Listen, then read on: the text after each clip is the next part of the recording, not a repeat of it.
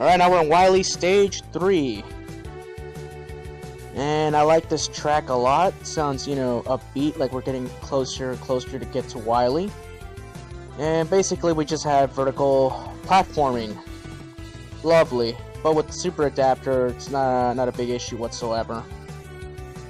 Actually, when you use the homing rocket punch, I think one feature they should have added was to have the rocket punch, grab items for you. Like you just saw right there using rocket punch, and by that, and it hit the bolt. I think it would have been cool if it would have grabbed the bolt for you. Like, it would have been a cool feature they could have added with the homing rocket punch. And we got this area again from Cloudman earlier. There's a invisible not invisible platform, but a narrow. You can barely see them where you're jumping. But if you had Freeze Cracker, like if you went earlier, you never saw this area. But now this is what it looks like, just in case if you didn't go after Burst Man first. You went Freeze Man first, and had the stage be ice. You can see the platforms, but that's what it looks like if you didn't use the Freeze Cracker earlier in Cloudman stage. But I'm going off topic here, and now getting closer to the end. Yeah, Wily Stage 3 is really short, thankfully. Now they throw a couple Mook enemies, not a big deal whatsoever. Getting hit here by those spring enemies, whatever. I'll take those pot shots because I don't care. Just want to move on. Take that, Shield Joe. Alright. Now we got this part right here. And for this part right here, trust me on this, take the top path. Because the lower path, I believe, leads to a underwater section. And we don't want that, so just take the top path. Even if you miss your jump with the super adapter, you can still get it with Rush Jet from the bottom right there. So take this top path here because it leads to 3 tanks right here. And of course those invisible blocks. I did that because if you use Rush Jet and you hit a block at the same time, it'll count as Rush getting hit and you'll fall into those spikes. So now we get access to 3 tanks. I'm going to waste one right here because I'm already full. Get a weapons tank, a special tank, and an energy tank. Cool. Alright, let's use super adapter here because that's a tricky jump to make. Not taking any chances. And random dinosaur. Yeah, sometimes Wily stages are kind of unique on what enemies are in this fortress. Like in Mega Man 4, you had mummies in a fortress. But whatever, I mean, they're doing their job, so you gotta give them credit right there. Now we're approaching our boss for this stage. I don't know what it's called, but it can be kind of a tedious fight and annoying fight at the same time, because you actually have to jump and shoot its head right there. It's got 2 weaknesses, by the way. It's weak against Slash Claw and Noise Crush. I'm gonna use Noise Crush because I hate using the Slash Claw, because that means you would have to do a lot of jumping and just to get a hit at close range. So I will be using a weapons tank here, but it's fine. So this fight you have to jump and you gotta jump, shoot, and slide basically. But like if you're playing this for the first time, you could say, well, when I see a missile, the first rule that comes to your mind is, if I jump on a missile, I'm obviously gonna get hit. No, I mean, they're your makeshift platforms. You're supposed to jump on them and then you shoot the enemy, and then slide when he throws those the laser attack, and then he launches 2 bombs. I personally like this boss fight because it involves using the slide, and I can't say how much I love using the slide. So yeah, I don't have an issue with it. And so Noise Crush is, with Noise Crush you get better accuracy of hitting him rather than Slash Claw. Because with Slash Claw you have to jump, I believe, a little bit closer to the enemy and hit him at close range. And sometimes, you get bad patterns with those missiles. Because the first missile is the most important one, and if it's too high, you're most likely going to get hit. If it's too low, you might get a better pattern. And I got hit right there, but whatever. Yeah, so it's about timing your jumps and your slides. And I'm sensing this is going to be the first time we're going to see a Mega Man game that uses a jump and slide gimmick down our throats. That'll be the next game in our lineup. And let's just say, I am not looking forward to that. And this boss is dead.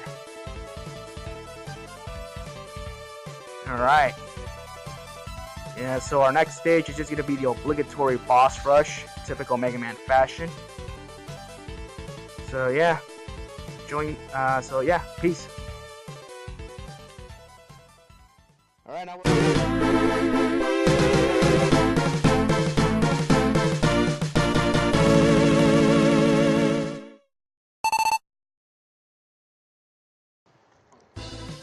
Alright, now we're in Wily Stage 4. This is basically the boss rush stage.